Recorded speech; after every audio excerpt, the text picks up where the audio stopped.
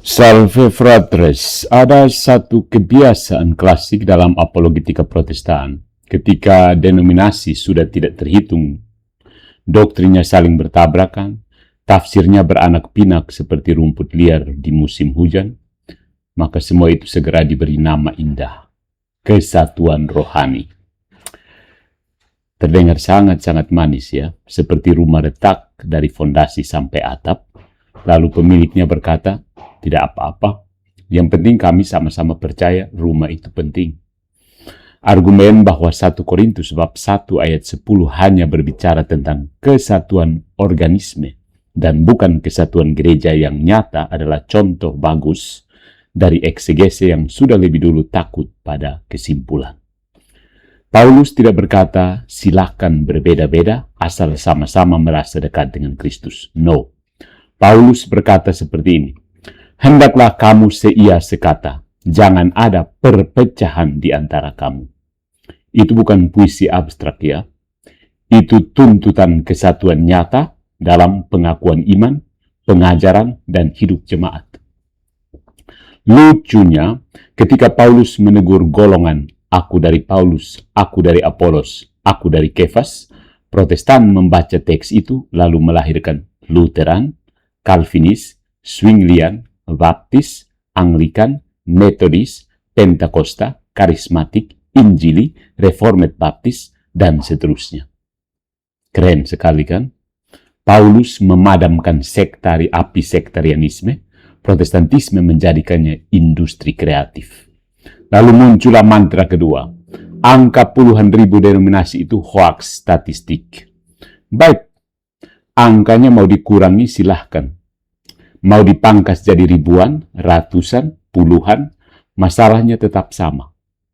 Mengapa doktrin yang katanya bersumber dari satu Alkitab, dibimbing oleh roh yang sama, dan memakai prinsip yang sama, menghasilkan gereja-gereja yang saling bertentangan soal baptisan bayi, ekaristi, imamat, struktur gereja, keselamatan, predestinasi, karunia roh, perempuan dalam pelayanan, perceraian, hingga moral seksual.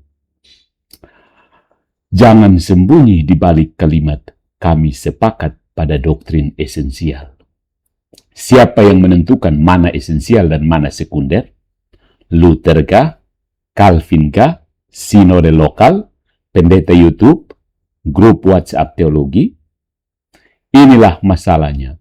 Tanpa otoritas gereja yang hidup, kata esensial hanyalah pagar bambu yang bisa dipindah sesuai kebutuhan debat.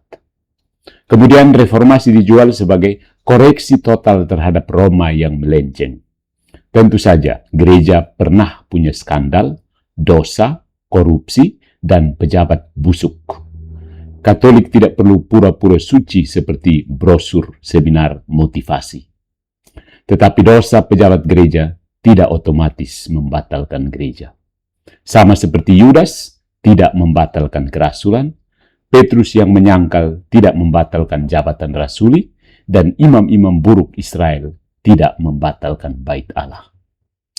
Masalah Protestan bukan sekedar protes terhadap penyalahgunaan indulgensi. Masalahnya adalah mereka membangun prinsip baru. Setiap orang akhirnya menjadi hakim terakhir atas kitab suci. Namanya memang sola scriptura, tetapi praktiknya sering berubah menjadi sola tafsira saya. Maka tidak heran setelah keluar dari Roma, mereka bukan kembali pada satu gereja murni, tapi pecah lagi, pecah lagi, pecah lagi, dan pecah lagi, dan pecah lagi, dan pecah lagi, dan pecah lagi, dan pecah lagi. Reformasi tidak melahirkan satu kesatuan baru. Dia membuka pintu pabrik denominasi.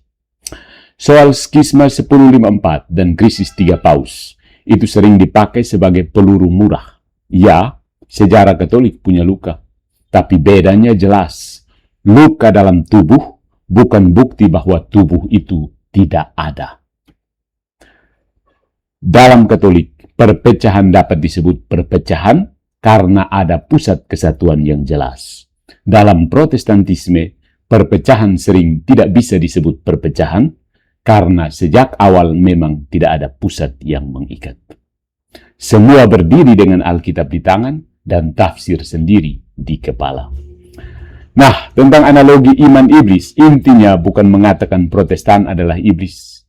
Jangan pura-pura gagal paham.